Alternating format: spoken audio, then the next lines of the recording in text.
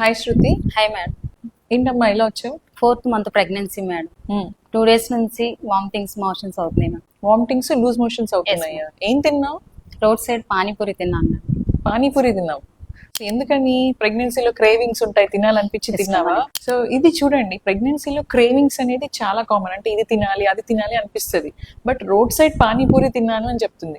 బేసికల్ గా పానీపూరి అంటే ఆ water hygiene is very important. వాళ్ళు ఎటువంటి చేతులతోని ఆ వాటర్ అనేది మనకి హైజీనా కాదో తెలియదు. తర్వాత దాంట్లో వాడే ఇంగ్రీడియంట్స్ స్పైసీగా ఉంటది అనమాట. సో దానివల్ల ఏమవుతుందంటే మనకి హార్ట్ బర్న్, అంటే ఈ యాసిడ్ రిఫ్లెక్స్ వచ్చేసి బాగా అంతా మంటగా అనిపించడము, వామిటింగ్స్ అవటము, లూజ్ మోషన్స్ అవటం జరుగుతుంది. సో క్రేవింగ్స్ ని అవాయిడ్ చేయమని చెప్పడం లేదు. మీకు తినాలనిపిస్తే please make it homemade. ఇంటికి పానీపూరి అవి తీసుకొచ్చి ఆ ఇంగ్రీడియంట్స్ అన్ని మీరు తయారు చేసుకొని మంచి స్టెరైల్ వాటర్, అంటే ఇంట్లో మంచి నీళ్ళతోని హ్యాపీగా చేసుకొని తినండి.